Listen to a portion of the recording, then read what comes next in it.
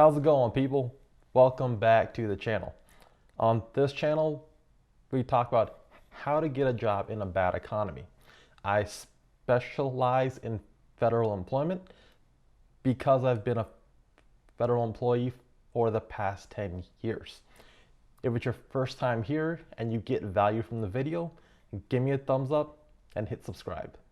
In this video, I will be talking to you about the federal interview structure, because a lot of you have already told me that you have job interviews coming up with TSA and other government agencies.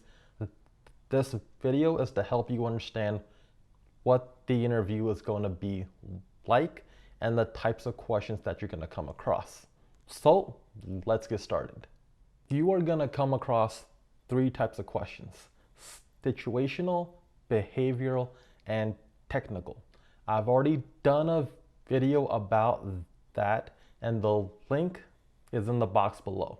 For the majority of jobs that you apply for, federal officer, both adjudicative and law enforcement, HR, analyst, staff assistant, almost every single federal job is going to ask you situational and behavioral type questions.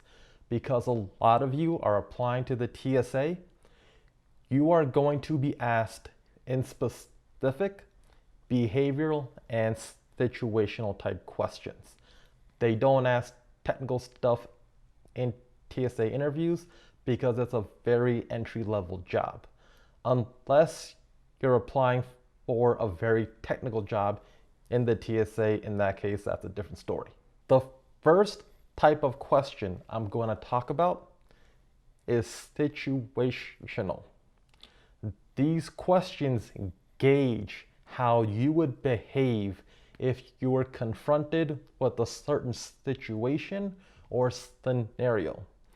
An example question would be, talk about a time where you had to deal with a difficult person. You've been given a situation and now explain a time where you had to react to that. The second type of question you will come across is behavioral. The purpose of this question is to gauge how you interact with others. That's it. Are you the type of person that plays well with other kids in the sandbox, or do you just kick sand in other people's faces? They're trying to find out, are you a team player? Are you honest? Can people rely on you? A sample question is, talk about a time you had to work on a team. What role did you play and how did that help the team? All they're asking is, when you were put on a team, did you do your job and were you effective at it? That's it. Even if you weren't effective at it, just tell them what happened and what you learned from it. No one is trying to trick you. No one's trying to confuse you. It's just a simple question and answer session. That's it. Third type of question that you are going to get is technical. These questions are highly specific to the job that you are applying for. The people that get asked technical jobs are people who are applying to science, technology, attorney, healthcare, engineers, or air traffic type control jobs. These are people whose jobs are very, very specialized. So, a sample question would be, explain how to troubleshoot a malfunctioning GPS. All you're doing is explaining the technicalities of a GPS and how to fix what's wrong with it. A lot of you are applying for jobs at the TSA. So, let's talk about that. You are going to be asked very basic, general, entry-level questions. Anyone that has at least 6 months worth of work experience won't have any problems answering these questions. The types of questions you will come across are going to be behavioral and situational. Your questions are going to mainly be about teamwork, discussing times that you had to work with difficult people, discussing times when you had to deal with stressful situations, and talking about how you would approach a situation that could possibly have a negative results. When you answer these questions, you want to answer them in STAR format. What STAR stands for is situation, task, action, result. You are going to answer every single question in a story format. What you're doing is saying a lot by saying very little. I've already done a video on that, and the link is in the box below. When you answer these questions, get to the point and stop. Just answer the question that you're being asked. If you believe that your answer has satisfied the question that you were asked, stop talking. Don't say anything else, because if you keep going, at some point, you're gonna stick your foot in your mouth, and you don't wanna go down that road.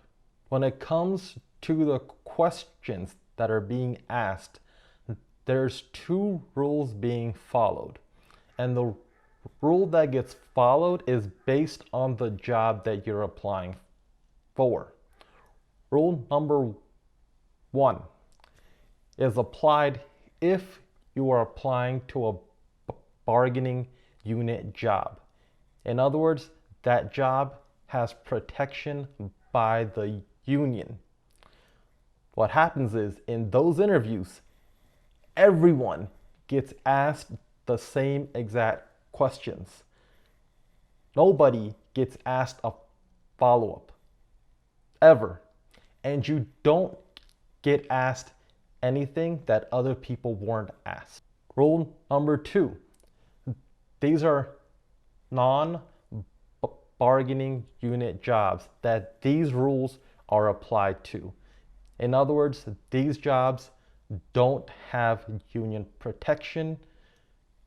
These are jobs that include supervisory jobs and other jobs that don't have union protection. And it tells you right in the job posting if it's bargaining or non-bargaining.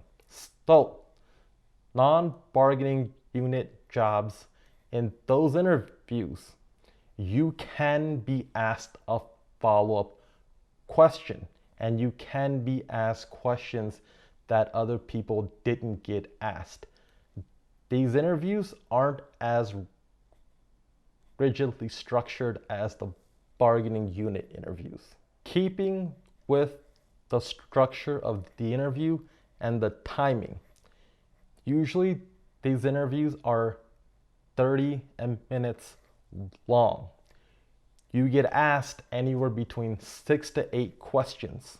So you have about 3 to 5 minutes to answer each question.